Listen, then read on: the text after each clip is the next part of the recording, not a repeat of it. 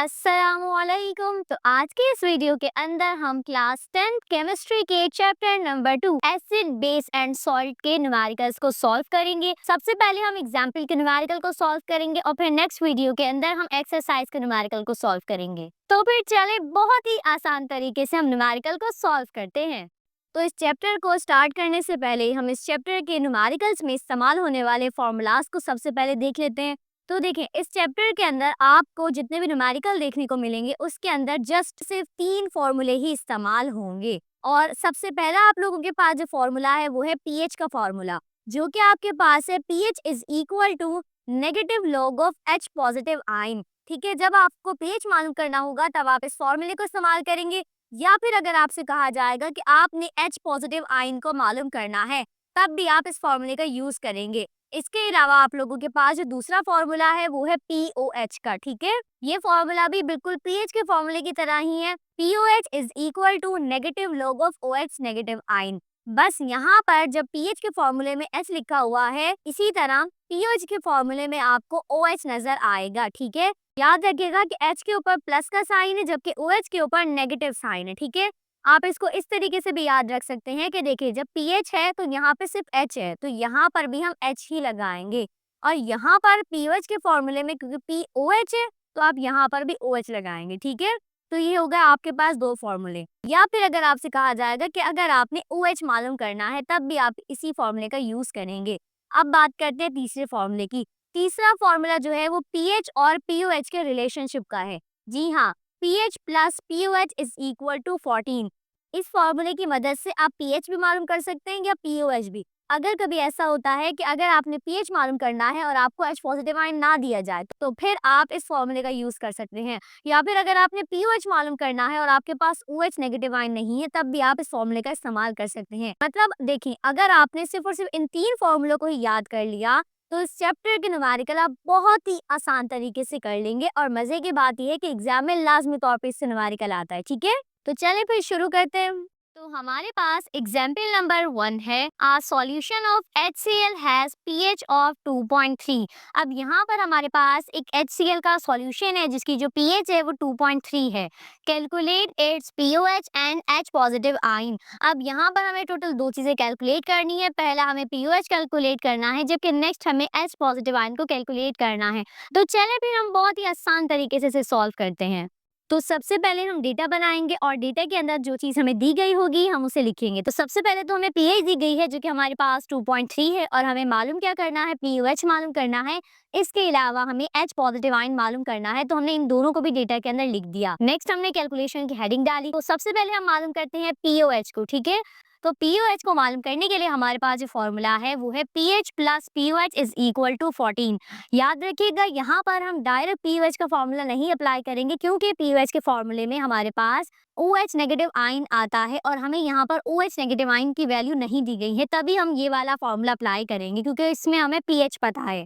क्योंकि हमें पीओएच मालूम करना है तो अब यहाँ पर जो पीएच है इसको हम इज इक्वल टू के दूसरी साइड पर लेके जाएंगे। अभी यहाँ पर पॉजिटिव है, वहां जाके ये हो जाएगा नेगेटिव, यानी कि इसके साथ माइनस का साइन आ जाएगा। ठीक है, अब बस वैल्यूज पुट करें, 14 एज इट इज लिखेंगे और माइनस भी, जबकि पीएच की जो वैल्यू है वो हमारे पास 2.3 है। अब बस 14 में से माइनस कर दे 2.3 को, तो आप लोगों के पास जो पीओएच का फाइनल आंसर आएगा वो आएगा 11.7। ठीक है, तो ये है पीओएच का आंसर। तो हमें ए पार्ट मालूम हो चुका है, यानी कि पीओएच। याद रखिएगा, पीओएच की कोई भी यूनिट नहीं होती है। ठीक है, अब बस हमें एक ही चीज मालूम करनी है और वो है एच पॉजिटिव आयन। तो अब हम पीएच के फॉर्मूले के जरिए एच पॉजिटिव आयन को भी मालूम कर लेंगे। पीएच का फॉर्मूला क्या है, pH is equal to negative log of H positive ion. अब क्योंकि हमें H पॉजिटिव आयन मालूम करना है तो हम इस फॉर्मूले को रीअरेंज करेंगे। ठीक है, सबसे पहले हम क्या करेंगे, देखिए ये जो माइनस का साइन है इसको हम इज इक्वल टू के दूसरी साइड पे लेके जाएंगे pH के पास, तो ये हो जाएगा माइनस का pH, और यहाँ पे बाकी की सारी वैल्यूज ऐसे उतार देंगे, लॉग भी और H पॉजिटिव आयन भी।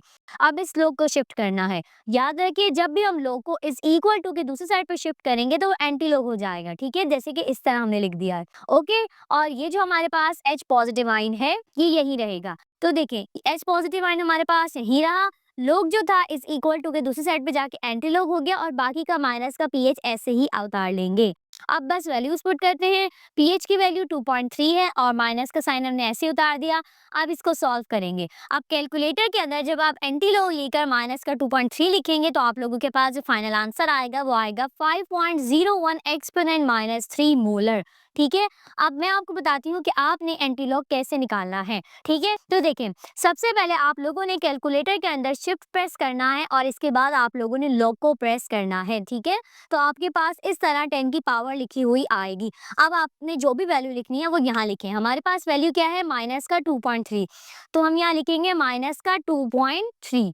तो देखें, आपके पास फाइनल आंसर क्या आया, 5.01 एक्सपोनेंट माइनस 3। ठीक है, याद रखिएगा पॉइंट के बाद इतनी सारी वैल्यूज को हम नहीं लिखते हैं। पॉइंट के बाद जस्ट हम 2 या 3 वैल्यूज ही लिखते हैं, बाकी की वैल्यू नहीं लिखते हैं। और हाँ, ये लाजमी लिखना है, x 10 की पावर माइनस 3, ये हमने लाजमी लिखना है। तो देखेंगे यहाँ इसी तरह हमने लिखा है 5.01 और 10 की पावर माइनस 3। ठीक है, और याद रखिएगा h पॉजिटिव आयन की यूनिट होती है मोलर। ठीक है, m या फिर आप लोग मोल पर डीएम क्यूब भी लिख सकते हैं। ठीक है, तो उम्मीद करती हूँ कि आपको ये न्यूमेरिकल अच्छे तरीके से समझ में आ गया होगा, क्योंकि इस न्यूमेरिकल के अंदर हम पीओएच को भी मालूम कर चुके हैं, जबकि हम h पॉजिटिव आयन को भी मालूम कर चुके हैं। तो हमारे पास एग्जाम्पल नंबर 2 का न्यूमेरिकल है, find pH, pOH, OH negative ion and H positive ion. तो देखें, इस न्यूमेरिकल के अंदर हमें टोटल चारों चीजों को ही मालूम करना है, यानी कि पीएच भी मालूम करनी है, पीओएच भी मालूम करनी है, जबकि ओएच नेगेटिव आयन भी मालूम करना है, जबकि एच पॉजिटिव आयन भी मालूम करना है। इसके अलावा हमें दिया क्या गया है, 2.46 exponent minus 9 molar KOH solution. यहाँ पर हमें KOH की जो कंसेंट्रेशन दी गई है वो 2.46 एक्सपोनेंट माइनस 9 मोलर दी गई है। ठीक है, तो चले फिर हम इस न्यूमेरिकल को बहुत ही आसान तरीके से सॉल्व करते हैं।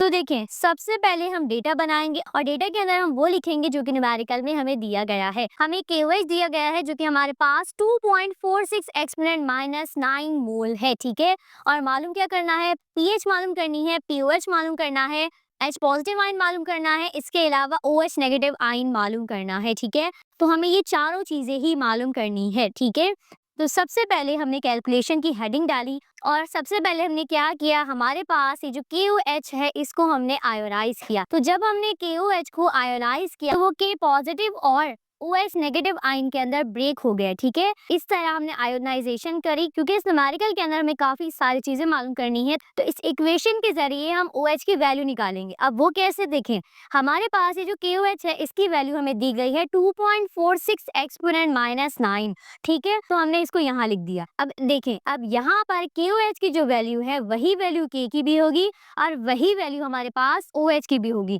अब इसी तरह अगर यहाँ पे 1 होता तो यहाँ पर K पॉजिटिव भी 1 होता और OH नेगेटिव आयन भी 1 ही होता। अगर यहाँ 2 होता तो यहाँ भी 2 लिखते और यहाँ भी 2। याद रखिएगा ये लाजमी तौर पर कि जो वैल्यू हमने यहाँ लिखेंगे वही वैल्यू इसकी भी होगी और वही वैल्यू इसकी भी होगी।